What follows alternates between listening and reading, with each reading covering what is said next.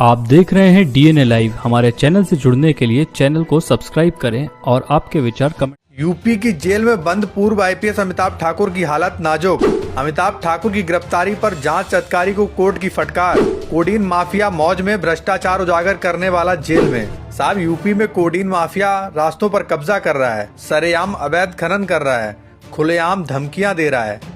वो सब मौज में है, लेकिन ईमानदार अफसर जेल में है। यही है सत्ता का न्याय, जहां सच बोलने वाले कैद में हैं। साहब, पूर्व आईपीएस अमिताभ ठाकुर देवरिया जेल में सिस्टम और सरकार की तानाशाही के खिलाफ आमरण अनशन पर हैं। उनकी हालत बहुत नाजुक है। उनकी सुध लेने वाला कोई नहीं है। साहब, जिनको जेल में होना चाहिए वो खुलेआम अवैध खनन कर रहे हैं और धमकियां देते हुए घूम रहे हैं, जबकि एक ईमानदार पूर्व आईपीएस के साथ आतंकियों से बदतर सलूक किया जा रहा है। बताएंगे पूरी कहानी की सरकार एक ईमानदार आईपीएस को जेल में डालकर किसको संरक्षण दे रही है, और ये मिट्टी में मिला दूंगा वाली स्कीम कोडीन भैया पर क्यों नहीं लागू हो रही है। पूरी कहानी बताएंगे, मगर उससे पहले आप हमारे चैनल को सब्सक्राइब करें और वीडियो को लाइक व शेयर करें, ताकि आपके इस छोटे सहयोग से हमें हौसला मिलता रहे।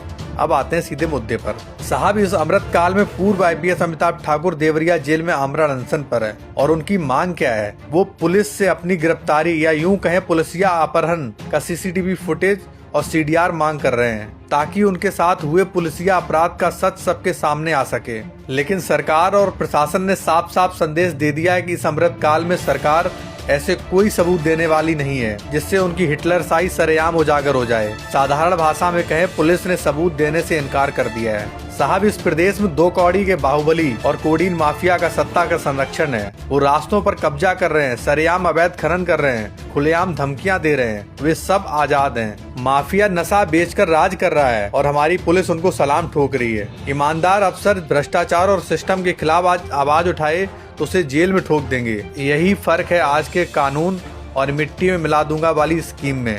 साहब, जेल में भी अमिताभ ठाकुर के साथ बदसलूकी और उत्पीड़न जारी है। उनकी हालत बेहद नाजुक है और उनकी जान पर भी बनाई है। अमिताभ ठाकुर को 25 साल पुराने मामले में 25 साल बाद दर्ज एफआईआर के सहारे जेल में ठूस दिया गया है, जबकि इसी उत्तर प्रदेश में तथाकथित कानून का राज बताया जा रहा है, वहां एक माफिया द्वारा सरकारी मार्गों पर अवैध कब्जे किए जा रहे हैं। कोडीन कप सिरप की काली कमाई से आलीशान कोठियां बनी हैं। साहब, सबूत भी हैं, दस्तावेज भी हैं, गवाहियां भी हैं, अब तो एफआईआर भी दर्ज है, लेकिन ना बुलडोजर चलेगा, ना जब्ती होगी और ना ही उनकी गिरफ्तारी होगी। साहब, इस दौर में बस सरनेम का राज है। जो उनके सरनेम वाला है उसी के माथे पर राज है। साहब, इस माफिया ने लखनऊ के एमएमओ स्थित स्वास्तिक सिटी में घर के सामने पूरी सरकारी सड़क पर ऐसा कब्जा कर रखा है जैसे सड़क की भी रजिस्ट्री करवा रखी हो। बैरिकेड्स लगाकर असलाधारी गुंडे शरीफ लोगों से सवाल करते हैं। परेशान होकर वहाँ के लोगों ने औने पौने दाम पर अपनी जमीन और घर को बेचकर जान बचाई है। और इसी का उदाहरण 2-4 दिन पहले देखने को भी मिला था,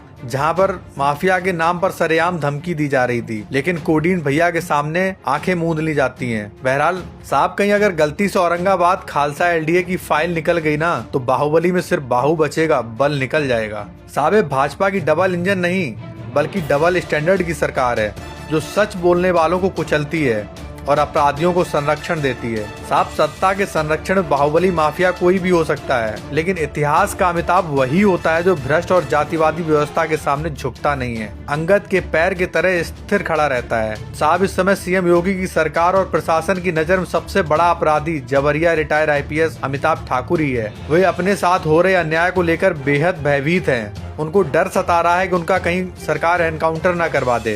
प्रदेश के शासन और प्रशासन की जीरो टॉलरेंस नीति सिर्फ रिटायर आईपीएस अमिताभ ठाकुर पर ही दिखाई दे रही है। वो पुलिस के सीसीटीवी और सीडीआर मांग रहे हैं, ताकि उनके साथ हुए पुलिसिया अपराध का सबूत सामने आ सके। साहब, मीडिया रिपोर्ट्स के अनुसार धनंजय सिंह के खिलाफ गंभीर धाराओं में एफआईआर दर्ज हुए पिछले 4 दिन हो गए हैं, लेकिन मजाल है कि किसी भी प्रकार की कोई कार्रवाई हुई हो। यहीं से सत्ता का चरित्र और मंशा का खुलासा हो जाता है कि कार्रवाई सरनेम देखकर होगी, सबूत देखकर नहीं। वह सरेआम रीलबाजी करते हुए लोगों को चिढ़ा रहा है। अमिताभ ठाकुर का इस पूरे प्रकरण पर कहना है कि केवल कोडीन कप सिरप मामले में मुझे फंसाया गया है, जबकि आज भी मेरे पास इस पूरे प्रकरण से जुड़े हुए पुख्ता सबूत मौजूद हैं। मैं इस मामले को लेकर सुप्रीम कोर्ट में याचिका दाखिल करने जा रहा था, लेकिन रास्ते में मेरे महत्वपूर्ण रिकॉर्ड और दस्तावेज छीन लिए गए, ताकि मैं याचिका दाखिल न कर सकूं। इस मामले में सोहम जायसवाल केवल एक प्यादा है, जबकि इसके पीछे कई ज्यादा गहरी साजिश और बड़े नाम शामिल हैं। इस नेटवर्क की जड़ें बेहद गहरी हैं धनंजय सिंह पर गंभीर आरोप हैं, लेकिन अब तक न पूछताछ हुई है और न ही कोई ठोस कार्रवाई। पूर्वांचल कुछ बड़े माफियाओं के नाम भी सामने आ रहे हैं, लेकिन उन पर कोई भी प्रभावी कार्रवाई नहीं हो रही है। वास्तविक और प्रभावशाली आरोपियों को बचाने का प्रयास किया जा रहा है। जैसे मैंने पूर्व सांसद धनंजय सिंह और कुछ भाजपा नेताओं से जुड़े तथ्य सार्वजनिक किए, उसी के बाद मेरे खिलाफ वाराणसी में मुकदमा दर्ज कर दिया गया। साहब, उत्तर प्रदेश में इन दोनों जो हो रहा है और जो नहीं हो रहा है, सब इतिहास का हिस्सा है। इतिहास की खूबी यही होती है कि वह अनुकूल समय आने पर लौट कर आता है और अपनी सशक्त मौजूदगी का एहसास कराता है। इतिहास शाश्वत है, सत्ता नहीं।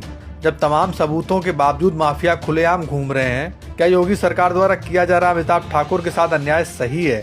हमें कमेंट में अपनी राय जरूर दीजिएगा। अगर वीडियो सही लगे तो लाइक और शेयर करें, चैनल को भी सब्सक्राइब करें। शुक्रिया। आप देख रहे हैं DNA लाइव। हमारे चैनल से जुड़ने के लिए चैनल को सब्सक्राइब करें और आपके विचार कमेंट